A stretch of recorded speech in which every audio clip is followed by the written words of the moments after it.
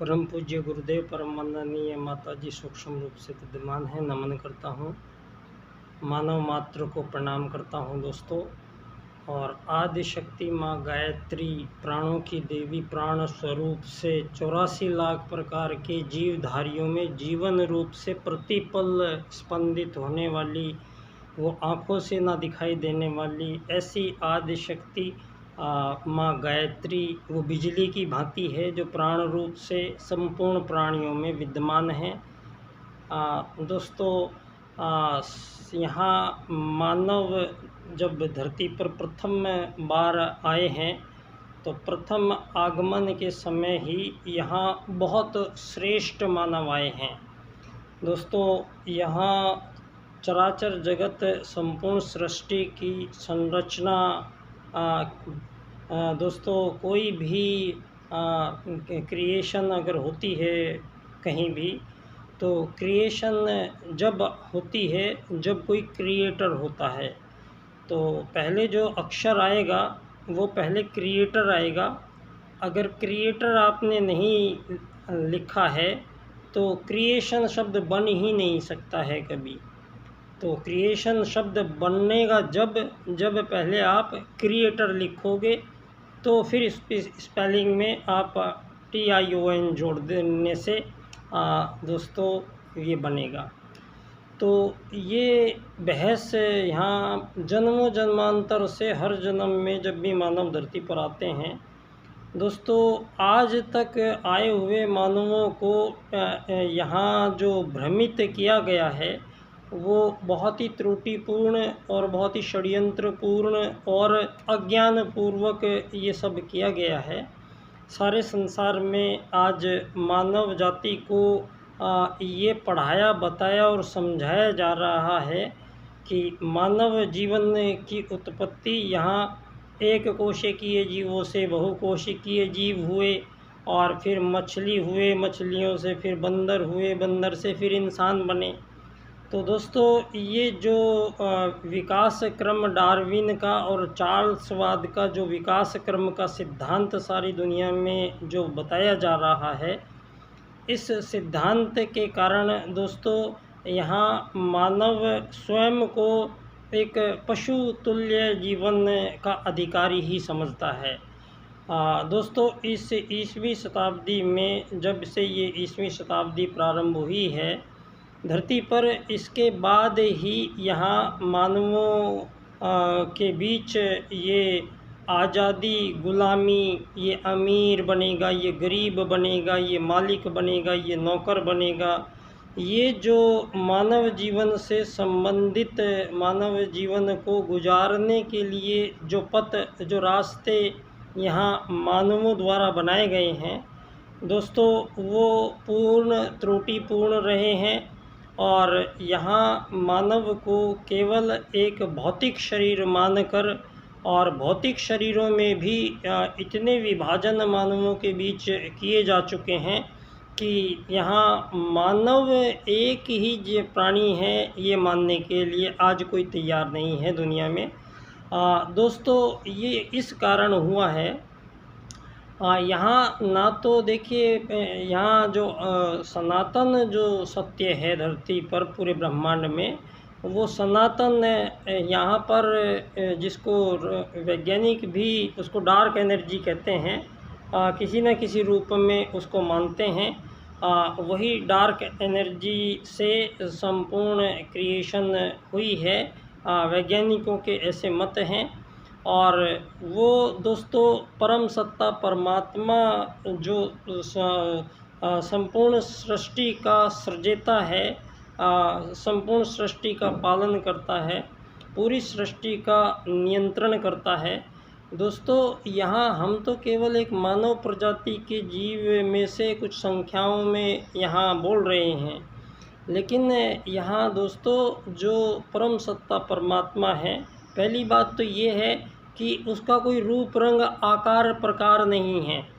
उसको आप अपनी आँखों से किसी रूप में नहीं देख सकते हो, क्योंकि परम सत्ता परमात्मा एक एनर्जी है, एक एनर्जी है जो वाइब्रेटिव एनर्जी है। तो इस प्रकार से जैसे ध्वनि कंपन होते हैं ध्वनि कंपनों के रूप में, चुंबकत्व किरणों के रूप में, इस रूप में परम सत्ता परमात्मा संपूर्ण ब्रह्मांड में संपूर्ण सृष्टि को सुसंचालित किए हुए हैं आज तक। दोस्तों, ये धरती बने हुए यहाँ अरबों साल हो चुके हैं और दोस्तों यहाँ मानव जीवन की जो उत्पत्ति ये बताई गई है पश्चिम के द्वारा, ये आज दोस्तों जैसे जैसे आपका ये विज्ञान तरक्की कर रहा है, आगे बढ़ रहा है, तो यहाँ इस आपके विज्ञान से दोस्तों दो बातें हो रही हैं। एक बातें मानव को जो सर्वश्रेष्ठता की ओर जाने का मार्ग है, ये आपकी प्राप्ति में सहयोग, सहपरक विज्ञान है एक तरफ, और एक तरफ उसी विज्ञान का फिर पॉल्यूशन है, प्रदूषण है।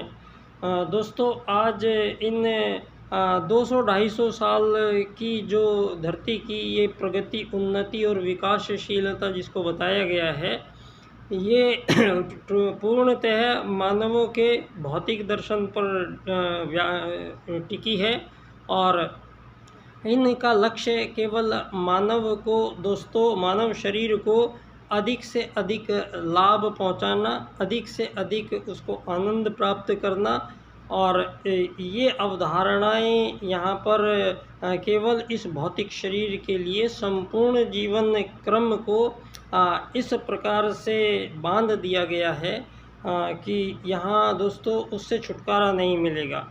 तो यहाँ धरती पर दोस्तों इतनी त्रुटियाँ जो ये हुई हैं, अब यहाँ दोस्तों ये बड़ा हमारा सौभाग्य है कि हम एक उस पावन धरा पर हमने जन्म लिया है, जहाँ दोस्तों परम सत्ता परमात्मा का बनाए हुआ पहला जो मानव है वो इस भारत भूमि पे जन्मा है।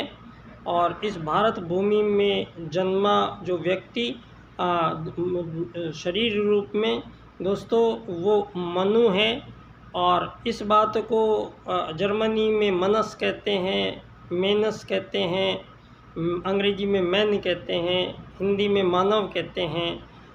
ये एक ही है। और यहाँ गफलतें जो हुई हैं आज उसका निराकरण करने का प्रयास हम करेंगे। दोस्तों, जितना भी आज तक मानव जीवन में जो मानवीय कृत त्रुटियां हैं, विशेष तौर से उन त्रुटियों को ठीक करने का जिम्मा जो मानव के द्वारा यहाँ पर त्रुटि लाई गई है, उन त्रुटियों को दोस्तों मानव को ही ठीक करना पड़ेगा। क्योंकि यहाँ जो मानव जिस तरह की भाषाएं और जिस तरह के कार्यक्रम आज के समय में मानव कर रहा है दोस्तों, उस परम सत्ता परमात्मा की किताब में वो चीज़ें हैं ही नहीं। जो चीज़ें यहाँ पर मानव आज कर रहा है दोस्तों, वो हो ही नहीं सकती है। चाहे इसके लिए आप 1000 साल जन्म लो, बार बार मरो आके, चाहे 10,000 साल मरो आके, लेकिन वो संभव नहीं है यहाँ जो मानव से करवाया जा रहा है।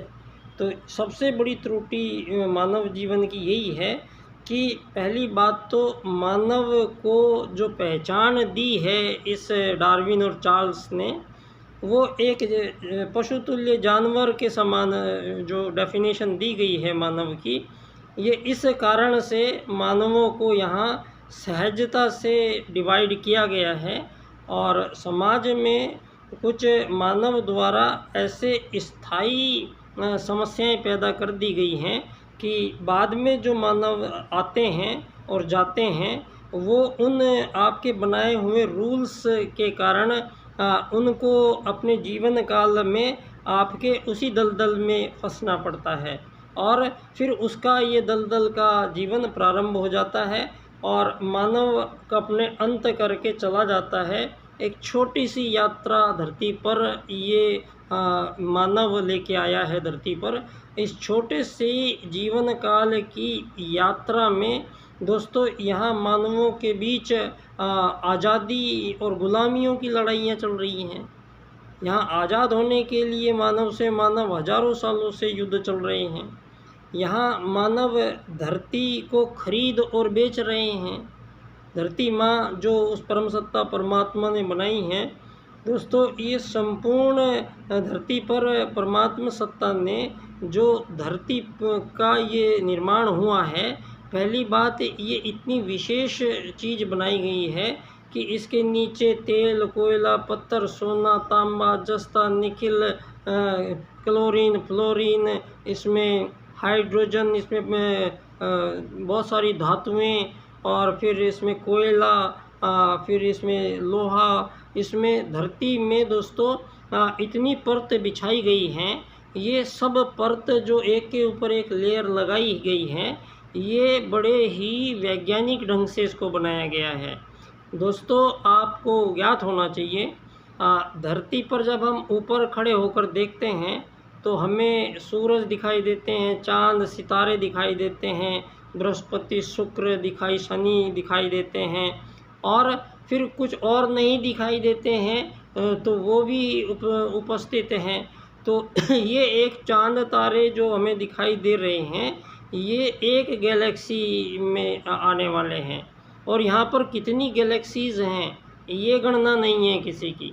तो यहाँ पर कितने परमात्मा ने कितने विभाग जीवन कर्मों के और कितना बनाया है विराटता, ये मानव को समझने के लिए यहाँ दोस्तों सतयुग में प्रथम बार मानव धरती पर जो आए थे, वो सर्वश्रेष्ठ वैज्ञानिक, सर्वश्रेष्ठ साधक, सर्वश्रेष्ठ आध्यात्मिक ज्ञान की ओर प्रवृत्त, और दोस्तों धर्म, अर्थ, काम और मोक्ष 4 चरण हैं जो मानव जीवन को बुलाया इसलिए गया है धरती पर क्योंकि 84 लाख प्रकार के जो जीव शरीर हैं, जितने भी, चाहे चींटी, तोता, कौवा, हाथी, शेर, बकरी, मछली, मगरमच्छ, हाथी, कुत्ता, बिल्ली, चींटी, मधुमक्खी, यहाँ जितने भी जीव हैं दोस्तों, आप इनके बीच में एक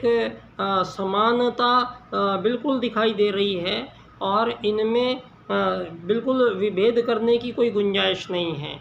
दोस्तों, यहाँ पर जो चींटी, तोता, कौवा, जितने भी जीव जंतु हैं, वृक्ष, वनस्पति हैं, जिन तत्वों से वो बने हैं, उन्हीं तत्वों से मानव का निर्माण हुआ है।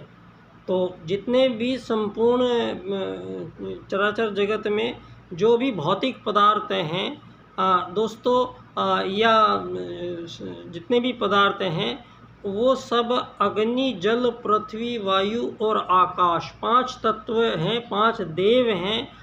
परमात्मा ने पहले इन देवों को यहाँ प्रकट किया है, फिर देवों को प्रकट होने के बाद में यहाँ पूरी धरती पर दोस्तों ये भिन्न भिन्न तरह के जो जीव शरीर दिखाई देते हैं, ये सभी जीव शरीरों को यहाँ चित्रगुप्त द्वारा निर्मित किया गया, और वो सब अलग अलग रख दिए गए सामने कि ये चिड़िया, तोता, हाथी, कौवा, ये सब बना के, और पहले क्योंकि जब क्रिएटर क्रिएशन करते हैं तो उस क्रिएशन के बारे में पहले संपूर्ण विवरण प्राप्त करते हैं, उसकी पूरी रिसर्च करते हैं, और उसके बारे में पूरा आइडियोलॉजी से काम करते हैं, और एक एक जीव धरती पर किस प्रकृति का है, कौन हवा में उड़ेगा, कौन पानी में चलेगा, कौन ज़मीन पे रेंगेगा, कौन कैसे रहेगा,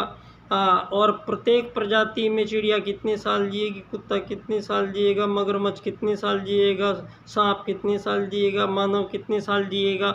ये जो अधिकतम जो दूरी है यात्रा की जीव शरीरों में, ये भी भिन्न भिन्न तरीके से है, लेकिन ये भी कॉन्क्लूड है। अब प्रत्येक जो दोस्तों धरती पर ये जितने भी जीव शरीर रखे हुए हैं, अब यहाँ पर जीवन कौन दे रहा है, सवाल ये है। यहाँ पर दोस्तों परमात्म सत्ता ने जब इस धरती का सृजन किया, तो इस सृजन करने से पहले यहाँ आदि शक्ति माँ गायत्री को यहाँ आवाहन किया गया। सर्वप्रथम धरती पर परमात्मा सत्ता ने आदि शक्ति माँ गायत्री का आवाहन किया। दोस्तों, आदिशक्ति माँ गायत्री के आने के बाद ही यहाँ पर विभिन्न प्रकार के ये जीव शरीरों के निर्माण हुए हैं, जो दोस्तों इनमें जीवन जो आना है। अब जीवन एक दोस्तों एक बिजली को अपने अडेप्टर में उसको ले लेना, बिजली आएगी और उसको अपने अंदर एक ऐसा ट्रांसफॉर्मर जो बिजली को अपने अंदर ले लेगा और फिर उसको वितरित कर देगा पूरे शरीर में। तो एक ऐसी प्रोसेस है जो आपकी आंखों से दिखाई नहीं देती। और दोस्तों धरती पर जितने भी ये भौतिक जीव शरीर हैं, इन किसी भी जीव शरीर में कोई भी अंतः अंग अवयव इस प्रकार का नहीं है कि वो जो बिजली आएगी उसको अंदर धारण करने का कोई स्थान नहीं है। और इसका उदाहरण दोस्तों, जब एक बार किसी की मृत्यु हो जाती है तो जब प्राण एक बार निकल गया तो प्राण फिर दोबारा नहीं जाता अंदर। तो क्यों नहीं जाता अंदर? इसको आप कहते हो मृत्यु हो गई है। तो मृत्यु के किसकी हुई, क्या हुई? जो वो शरीर आपका एज इट इज़ यहीं पे रखा है, जैसे पहले रखा था अभी भी रखा है। तो आपने थोड़ी देर पहले उसको जीवन कहा था और अभी मृत्यु कहा, तो इसमें शरीर में कोई हेर फेर नहीं हुआ है। तो दोस्तों यहाँ जो जिसको आप मृत्यु कह रहे हो, ये मृत्यु किसकी है? ये मृत्यु है दोस्तों उस शरीर की, चूँकि उसमें जो रिसेप्टर था, जो प्राणों को आदिशक्ति माँ गायत्री का मतलब दोस्तों, गायत्री का अर्थ है प्राणों को धारण करना। तो प्राण ये बिजली की तरह है। तो स्पष्ट है कि पूरे ब्रह्मांड में प्राण हर जगह व्याप्त हैं, सनातन हैं। तो सनातन कौन है? परमात्मा सनातन है, हर कहीं हर जगह है। और आदिशक्ति माँ गायत्री सनातन है, हर जगह प्राण हैं। और अब जो ये प्राण हैं हर जगह और परमात्मा भी हर जगह है, लेकिन इनका अब यहाँ जो धरती बनाई गई है, इस धरती पर भिन्न भिन्न प्रकार के जीव जंतु वृक्ष वनस्पतियों का कोटि कोटि प्रकार के यहाँ जो निर्माण हुए हैं, ये इन सब